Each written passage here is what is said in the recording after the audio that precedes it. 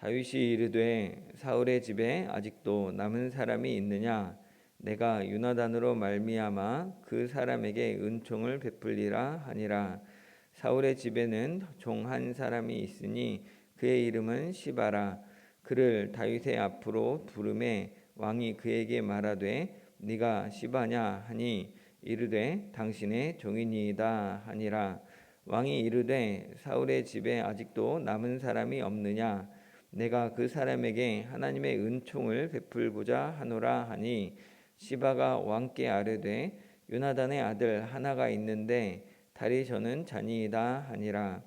왕이 그에게 말하되 그가 어디 있느냐 하니 시바가 왕께 이르되 로드발 암미엘의 아들 마길의 집에 있나이다 하니라. 다윗 왕이 사람을 보내어 로드발 암미엘의 아들 마갈의 집에서 그를 데려오니 사울의 손자 요나단의 아들 무비보셋이 다윗에게 나와 그 앞에 엎드려 절하매 다윗이 이르되 무비보셋이여 하니 그가 이르기를 보소서 당신의 종이니이다. 다윗이 그에게 이르되 무서워하지 말라. 내가 반드시 내 아버지 요나단으로 말미암아 내게 은총을 베풀리라. 내가 너의 할아버지 사울의 모든 밭을 다 내게 도로 주겠고 또 너는 항상 내 상에서 떡을 먹을지니라 하니 그가 절하여 이르되 이 종이 무엇이기에 왕께서 죽은 개 같은 나를 돌아보시나이까 하니라. 왕이 사울의 시종 시바를 불러 그에게 이르되 사울과 그의 온 집에 속한 것은 내가 다 내 주인의 아들에게 주었노니 너와 내 아들들과 내 종들은 그를 위하여 땅을 거두어 내 주인의 아들에게 양식을 대주어 먹게 하라. 그러나 내 주인의 아들 무비보셋은 항상 내 상에서 떡을 먹으리라 하니라. 시바는 아들이 15명이요 종이 20명이라. 시바가 왕께 아뢰되 내 주 왕께서 모든 일을 종에게 명령하신 대로 종이 준행하겠나이다 하니라. 무비보셋은 왕자 중 하나처럼 왕의 상에서 먹으니라. 무비보셋에게 어린 아들 하나가 있으니 이름은 미가더라. 시바의 집에 사는 자마다 무비보셋의 종이 되니라. 무비보셋이 항상 왕의 상에서 먹음으로 예루살렘에 사니라. 그는 두 발을 다 절더라. 아멘.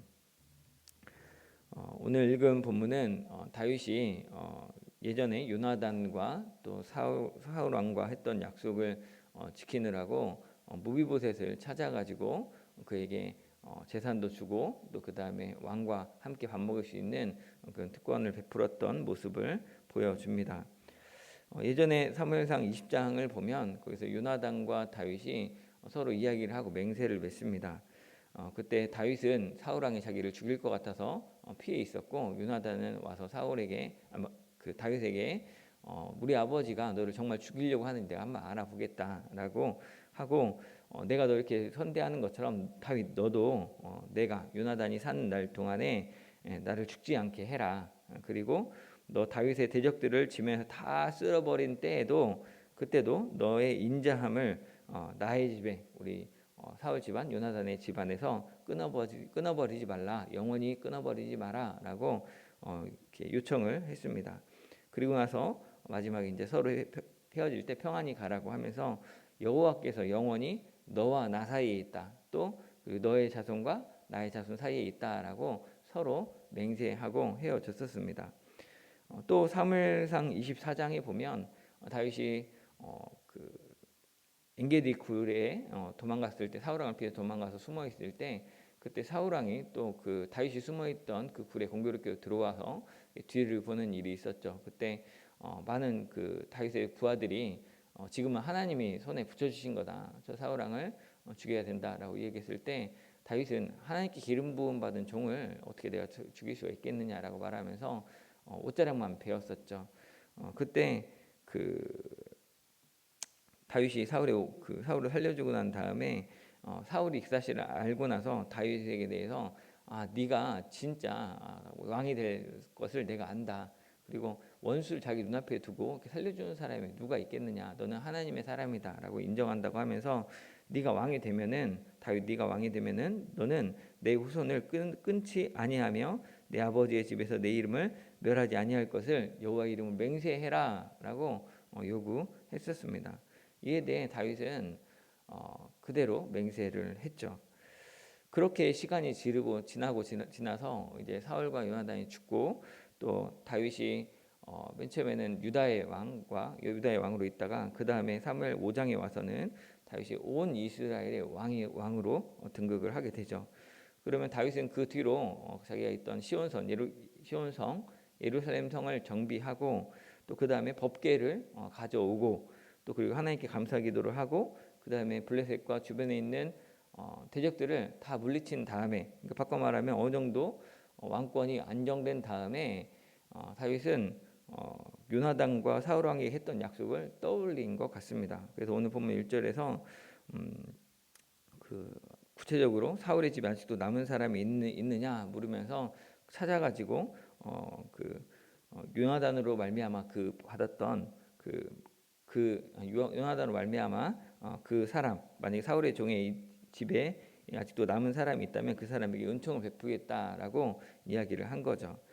그래서 이제 그렇게 해서 그 사울의 집에서 원래 시종을 맡았던 시바라는 사람을 다윗이 만났고 또 그 사람 시바를 통해서 요나단의 아들 중에 한 명인 무비보셋이 살아 있다. 근데 그는 두 다리를 절고 있다라는 이야기를 알게 됩니다.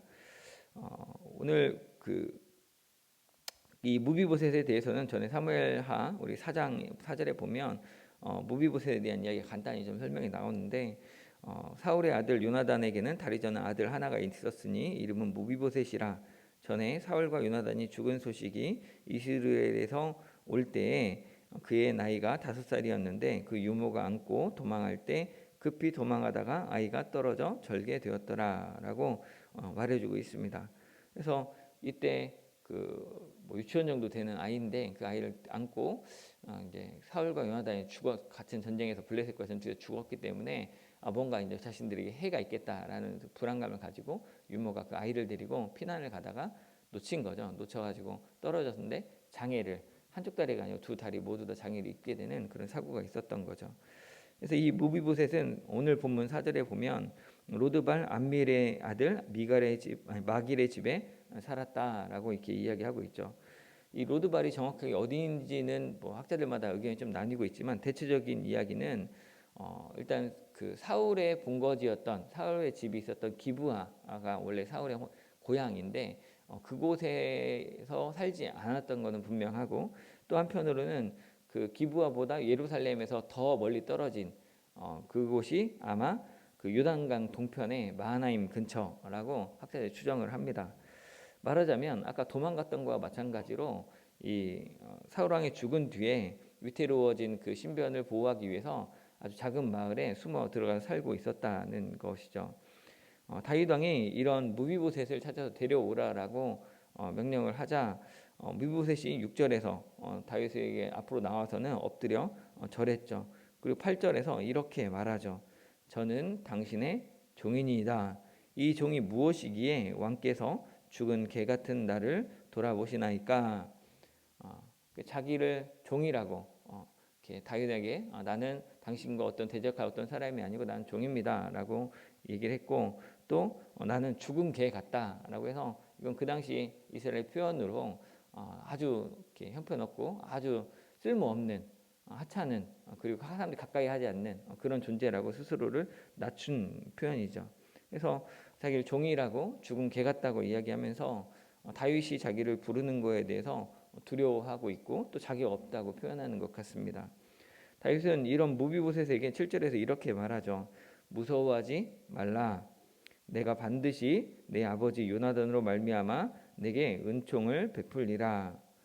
또 내가 너의 할아버지 사울의 모든 밭을 다 내게 도로 주겠고 또 너는 항상 내 상에서 떡을 먹을지니라. 이렇게 말을 하고는 무비보셋을 찾아주었던 사울의 시종 시바에게 무비보셋을 섬기도록 다시 명령을 하죠. 그래서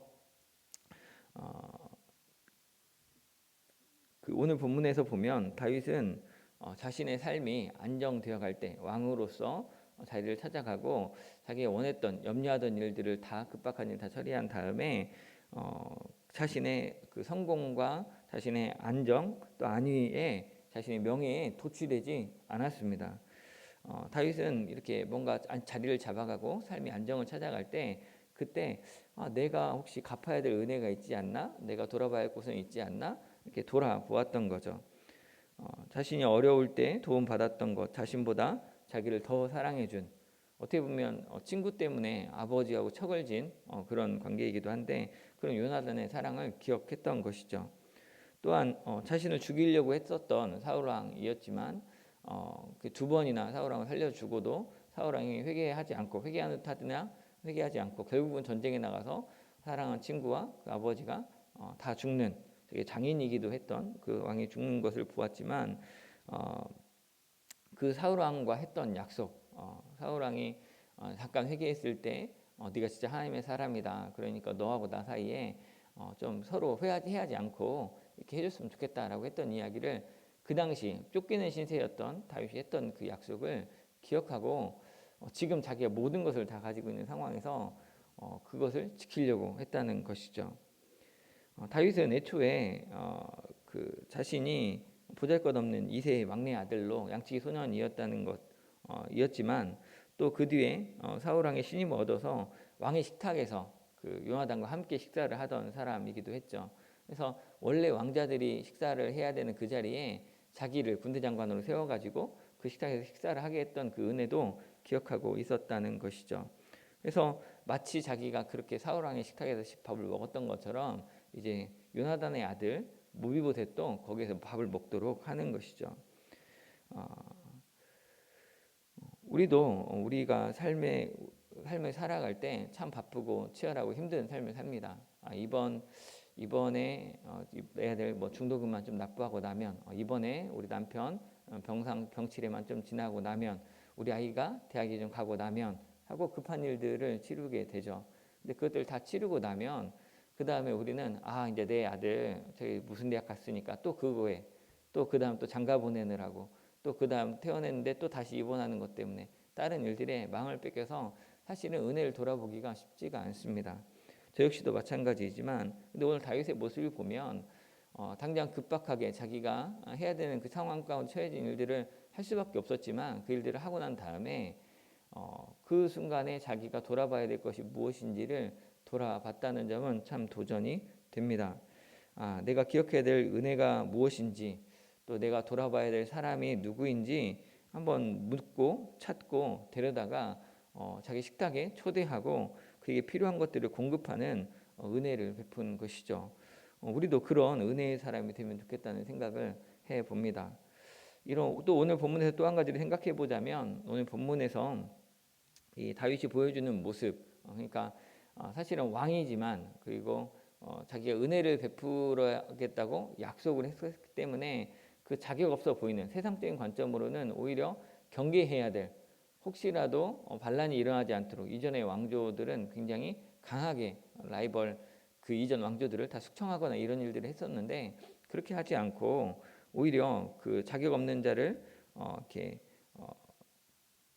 기억하고 또 불러서 존귀하게 대접하는 모습은 마치 예수님이 우리 죄인된 우리들을 불러다가 그 약속을 기억하시면서 은혜를 베푸시는 모습과 닮아 있다라는 생각이 듭니다. 그 어찌다 보면 지나간 세월이 길기 때문에 10년도 더 된 일을 기억해서 그 약속을 지키기 위해서 굳이 수고하지 않아도 될 것 같고 그동안 그 다윗이 당한 수모를 생각하면 굳이 예전에 초기에 젊었을 때 어렸을 때 했던 그 소원도 그 맹세도 그냥 잊어도 누가 탓하지 않을 것 같은데 그것들을 기억하고 있는 거죠. 그리고 그냥 단순히 그 사람을 좀 돌봐준 정도가 아니라 사울의 그 이전에 사울이 왕이었을 때 누리고 있던 그 모든 재산들을 다 물려주면서 대대손손이 안전하게 해준다는 것은 보통 은혜가 아닌 것이죠. 우리가 그냥 예수님 믿고 그저 교회 다니고 내가 좀 잠깐 마음 평안을 얻고 이렇게만 해도 좋겠다라는 생각이 들 수도 있지만 하나님의 모습, 하나님의 계획은 원시 복음으로 창세기 3장 15절에 말씀하셨던 원시 복음을 잊지 않으시고 기억하셨다가 예수 그리스도를 통하여서 우리의 죄를 속량하시고 그냥 단순히 죄를 없다 하는 정도가 아니라 우리를 회복된 하나님의 형상으로 그리스도의 형상으로 하나님의 자녀가 되는 권세를 주심으로 그 은혜를 다 누리게 하셨다는 것이죠. 그래서 우리가 이런 구원을 어떤 면에 있어서는 이렇게 한편으로 처음에는 감격스럽게 받아들였지만 그냥 또 일상적인 것으로 이렇게 생각하다 보니까 그 은혜를 잘 모르게 되죠. 하지만 오늘 본문에 보면 무비보셋은 다윗이 이런 은혜를 베풀었고 무비보셋은 이런 은혜를 누릴 자격이 없다는 것을 알기에 나는 당신의 종입니다 라고 다윗에게 고백을 했고 죽은 개 같은 나를 어찌 이렇게 돌보십니까 라고 그 은혜를 고백했죠. 사실은 이것이 우리의 고백이기도 하죠. 우리는 우리가 구원받을 만해서 구원받은 게 아니라 내가 하지 않은 약속, 내 아버지가 하셨던 약속 때문에 요나단과 다윗의 약속, 사울 왕과 다윗과의 약속 때문에, 바꿔 말하면 하나님이 아담과 하와에 맺으셨던 그 약속 때문에, 아브라함과 이삭과 야곱과 또 다윗에게 하셨던 약속 때문에 우리를 기억하시고 우리의 자격 없음에도 불구하고 나는 사실은 그렇게 능력이 있지 않음에도 불구하고 나를 하나님의 자녀로 불러주시고 또 하나님을 예배할 수 있도록 하시고 하나님의 천국잔치에 참여하게 하신다는 것이죠. 우리가 오늘 이 주일 새벽에 주님 앞에 나온 것은 참 칭찬받을 만하고 참 귀한 분들이라 생각합니다. 하지만 이런 우리의 신앙생활은 우리가 칭찬을 받을 만하게 여길 만한 것이라기보다는 사실은 진짜 내가 이 새벽에 주일에 나와서 예배할 수 있게 해주신 것이 정말 주님의 은혜이구나. 내가 이 시간에 다른 데서 범죄하지 않고 할 수 있게 해주신 주님의 은혜가 큽니다 라고 무비보셋의 심정으로 은혜를 고백하면 어떨까 생각해 봅니다. 그래서 우리가 우리 신앙이 뭐 뛰어나서 예배를 나왔다기보다는 이 새벽에 주님이 우리 기억해 주시고 또 찾으셔서 부르셔서 주님 앞에 나올 수 있는 건 아닌가 생각해 보자는 거죠. 오늘 이 새벽에 우리가 기도로 나아갈 때, 오늘 하루를 시작할 때 또 오늘 갔다가 또 다시 오전 예배를 나와야 되고 또 교우들과 함께 우리 교회를 또 대청소를 하기도 해야 되고 또 가족들과 오후에 의미 있는 시간을 보내려고 하는데 이때 정말 한편으로는 다윗처럼 내가 돌아봐야 되는 사람은 누가 있는지 내가 기억해야 될 은혜가 무엇인지 한번 돌아봤으면 좋겠고 또 더불어서 나의 이 자격 없음에도 불구하고 내가 나를 주님의 종으로 스스로 고백하고 주님이 나 자격 없음에도 베풀어 주신 그 은혜들을 다시 한번 기억하면서 감사함으로 예배하고 또 가족과 교제하고 또 우리 교회를 함께 섬기는 귀한 시간 되기를 주님의 이름으로 축원합니다. 기도하겠습니다. 사랑하는 주님, 이 새벽에 다윗을 통해서 내가 받은 은혜가 무엇인지를 돌아봅니다. 내가 기억하고 찾고 불러서 내 식탁에서 섬겨야 될 이가 누구인지 지금 돌아보게 하여 주옵소서. 주님의 종이고 사실은 주님 앞에서 설 자격 없어 죽어 마땅한 저임에도 불구하고 주님이 저를 기억하시고 또 우리를 기억하셔서 찾으시고 불러주셔서 이 서문교회 가운데 함께 기도하는 자리, 또 말씀 보는 자리, 또 예배하는 자리로 모아주시는 정말 존귀한 자로 새날을 살게 하신 주님의 은혜를 기억하게 하여 주옵소서. 주님 사랑합니다. 예수님의 이름으로 기도드립니다. 아멘.